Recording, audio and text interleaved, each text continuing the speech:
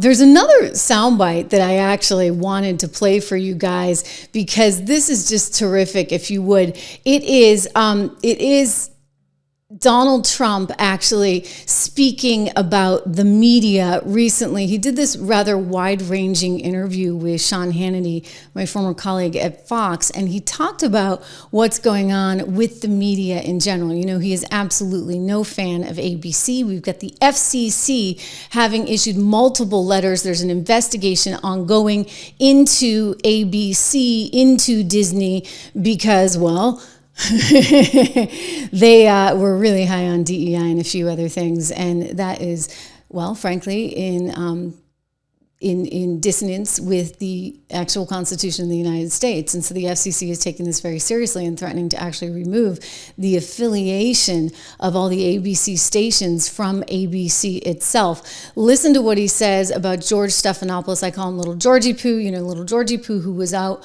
on camera despite his producer saying over and over again, hey, do not mention what you mentioned, because Donald Trump was never convicted of that with Jean Carroll, and yet he went on and he said it multiple times on his political show on the weekend. It was really kind of outrageous, and he did this in sort of violation of what his entire research and production team had said, which makes you kind of wonder why the heck Bob Iger is even keeping this guy around. They had to pay $16 million because of Georgie Poo. Listen. On Stepha, I call him George Slopadopoulos, the George Slopadopoulos show on ABC. ABC's really bad. I call him Little Georgie, so we both have our own little nickname. But he's a bad guy. But he's a bad guy. We had to pay me $16 million, so that's good. My favorite was the interview with the guy. You didn't pick David Muir or Stephanopoulos.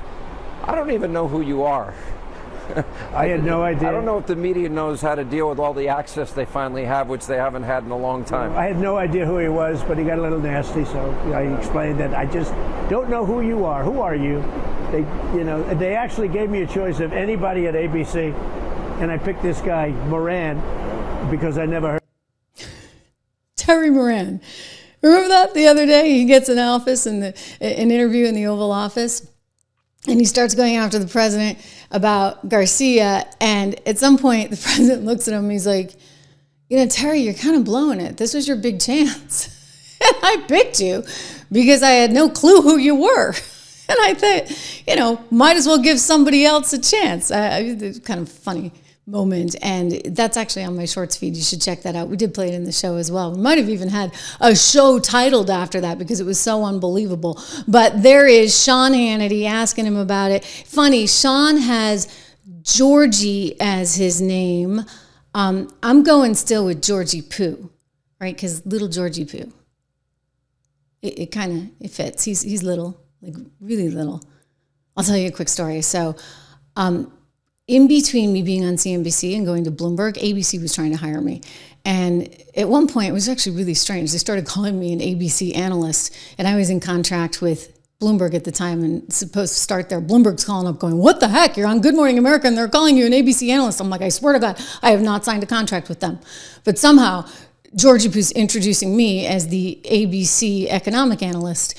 I'll never forget it. Like, I'm very aware of how, I am on set and where my lights are and how I sit and this and that. And I'm in this chair, which is like really low. Like the desk is really, really low, like this, right?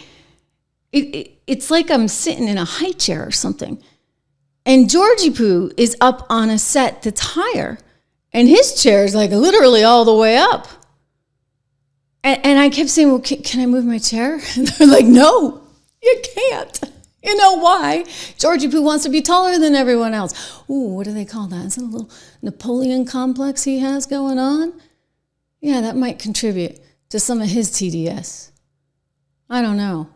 But they all got the TDS. They all got the TDS on steroids. And it's making it so that they really can't get out of their own way. I mean, I don't think we've ever seen anything quite like it. I mean, politics is politics. I do go back to that Smith-Mundt Act. I think that has contributed to it to a certain extent. You guys have heard me talk about that before.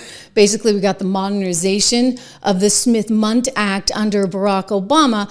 And as a result of that, basically it lifted the domestic ban on propaganda. So a lot of news organizations that were being paid for so-called propaganda overseas because we want to infiltrate their sort of agenda and therefore have an effect on their elections because it's in our natural interest, or the CIA's interest, to do so.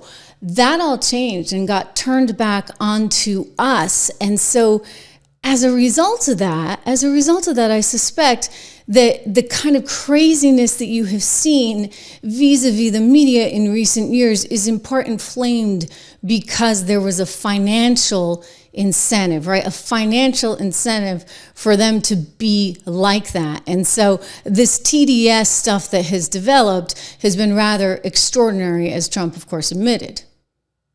Well, not all of them. I think you have a lot of them that they don't know where they are right now. I think they don't know what to do, like men playing in women's sports. I saw a guy that I know, good guy, Democrat. He's trying to justify, 2 days ago on television, he's being hammered, and he's trying to justify men playing in women's sports, and it's sad. I wanted to call him and say, you better get off that subject. That's not an 80-20, that's about a 97-3, okay? If they talk about, the famous, they always say it's 80-20. What's not, a lot of these things are not 80-20, like transgender for everybody. Let's have transgender for everybody, your kids, everybody. That's not an 80-20. They always say that's 80-20. That's 99-1, I would say. So, look, in one way, I don't like talking about it because I don't want to talk them out of it, because, it would be harder to beat them if they were normal on things. It shows that they're almost insane. And they do suffer from Trump derangement syndrome at a high level. And I guess I'm honored by that.